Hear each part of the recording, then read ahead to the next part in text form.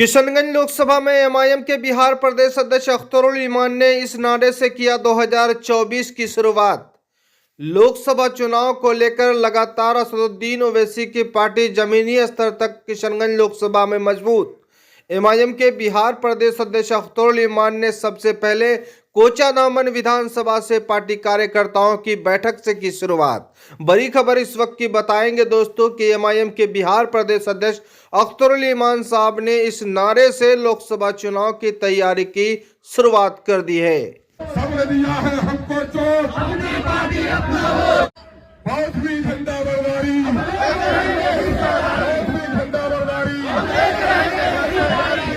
मैं सियासत को खिदमत समझता हूँ, मैं सियासत को अमानत समझता हूँ और सियासत को मैं दुनिया की भी और आखिरत की भी जवाबदेही का एहसास समझता हूँ। उसी जज्बे के साथ सियासत करता हूँ।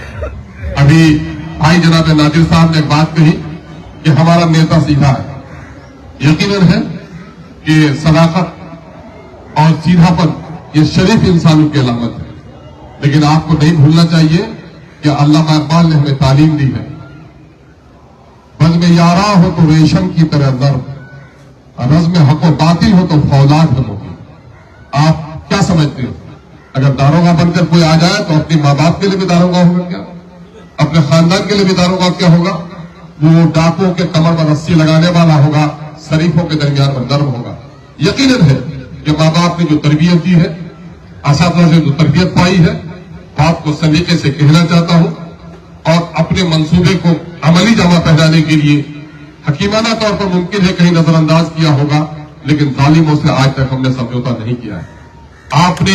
आपने इस इलाके में बड़े बहादुर लीडर देखे हैं, लेकिन बता दीजिए कि वक्त के वजीर आला के साथ किसी को लड़ते हुए देखा है?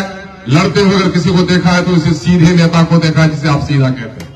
अगर अफसरों से लड़ते हुए देखा है तो इसी सीधे नेता को देखा है जिसको आप समझते हैं। हाँ, यकीनन है कुछ कमीनों ने, कुछ लुटेरों ने, कुछ बदतमीज लोगों ने, जिनके रग रग में दलाली है, उन्होंने लूट कर पैसों को, हमारे लोगों को जो वरगलाया है, हमारे नौजवानों को भटकाया है।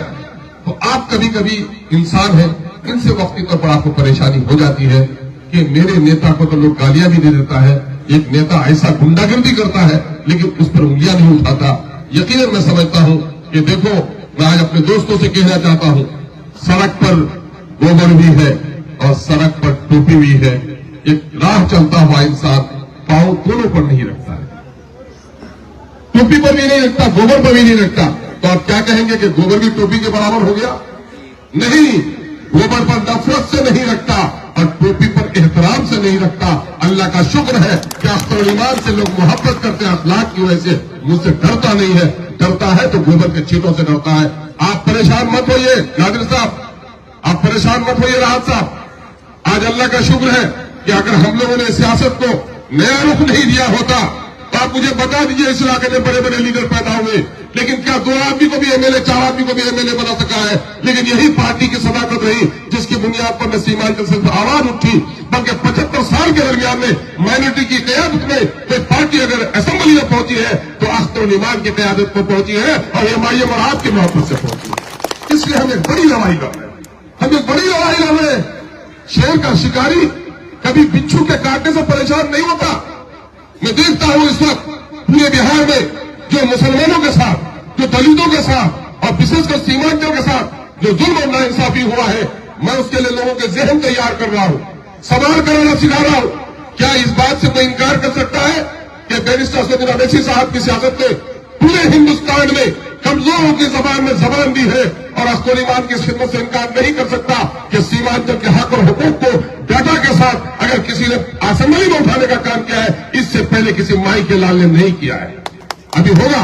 कई बार हमारे डॉक्टर परवेज साहब है, अक्सर अखबार सुना, सुना के कहते हैं ऐसा हुआ ऐसा हुआ। अख्तर साहब वो ऐसी बातें रखिए, हम लोगों ने उनको बताया कि देखिए अभी हम लोग क्या कर रहे हैं। अभी ताजा तरीन बात आपको कह रहे हैं, अभी 6 महीना पहले आपके घर घर जाकर मास्टर लोगों ने जाकर आपके सर्वे करने का काम किया था। बिहार में जाति आधारित गणना हुआ, आप वाकई हुए इससे, और आपको पता नहीं इस वक्त कि पूरे हिंदुस्तान की सियासत को जाति आधारित गणना ने मुतासिर किया है। दिल्ली की पार्टियों की चूल्हे हिल गई है, यकीनन है कि अल्लाह कभी दुश्मनों से भी अच्छा काम ले लेता है। और क्या क्या नीतीश कुमार जो कभी कमंडल का राजनीति करता रहा, भाजपा के साथ जाता रहा, कल भी उनके आदमी ने बयान दिया है दिल्ली में विधानसभा के स्पीकर ने विधान परिषद के कि नीतीश बाबू अगर भाजपा में जाए तो आप जाएंगे? नीतीश बाबू जहां जाएंगे हम लोग तैयार हैं। ये भाजपा को घर घर मजबूत किया, आरएसएस को इन्होंने मजबूत किया। जब इनकी अपनी नहीं बनी तो कमंडल कहते हैं उसको, मंदिर मस्जिद की लड़ाई को। और कमंडल के बनने में मंडल कमीशन का मामला लोग लाते हैं। उन्होंने जाति का सहारा लिया कि हम जात में बांट कर लोगों को वोट लेंगे। यकीनन चतुराई तो उनके पास है।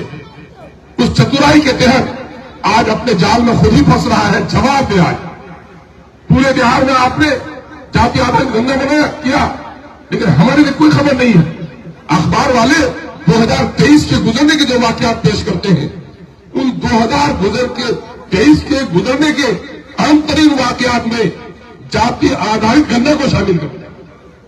आधा गंगा के लिए अमित शाह आता है पटना और जाति आधारित गंगा पर बात करता है, लेकिन हमारे बड़े बड़ों को पता नहीं है कि जाति आधारित गन्ना में क्या लिखा हुआ है। जाति आधारित गन्ना में क्या हुआ? बिहार की आबादी 13 करोड़ हो गई और 13 करोड़ आबादी में मुस्लिम माइनॉरिटी की आबादी हुई 2 करोड़ 31 लाख। 2 करोड़ 31 लाख लोगों ने टैक्स दिया, 13 करोड़ लोगों ने टैक्स दिया। इस 13 करोड़ लोगों के टैक्स के पैसे से सरकार का बजट तैयार होता है, उसी से पुल पुलिया सड़कें बिजली हॉस्पिटल स्कूल बनते हैं, उसी से नौकरियां बनती है। आपकी आंखें खुद खुली हुई है कि आपके अच्छे स्कूल नहीं, आपके अच्छे हॉस्पिटल नहीं, आपकी नदियां आज भी पुल से महरूम, आज की बस्तियां आज भी सड़कों से महरूम। लेकिन सरकारी नौकरी के आंकड़े में दिखा रहा हूं जिसकी गिनती आपके पास नहीं है। ये सारी चीजें तो आप देख रहे हैं। गिनती क्या है? बिहार में 13 करोड़ लोगों पर शासन प्रशासन करने के लिए 20,49,370 सरकारी चाकर है। यकीन है उस 20 लाख में हमारा हिस्सा होना चाहिए। मैं आपको बता रहा हूं, अभी बात को आए हमारे प्रमुख दयानंद जी, बात रखनी थी इनको। मामला यह है, मैं आपको आंकड़े बता रहा हूं और मैं मेरी जिम्मेदारी के साथ कहता हूं, इस इलाके के दलित हिंदुओं का, इस इलाके के पिछड़े हिंदुओं का जो हसर है, आज उनका हसर आरा छपड़ा में इस तरह का नहीं है। आरा छपड़ा में उनको इज्जत की नजर से देखा नहीं जाता, लेकिन क्वेरी कुर्मियों ने अपनी इज्जत पैदा कर ली। कैसा किया है आपको मैं अपनी रिपोर्ट बता रहा हूं कि आप सबके पैसे से, हमारे सबके पैसे से सरकार चलती है और सरकार टैक्स हटा दे तो 100 का माल 50 रुपए में आपको मिलेगा।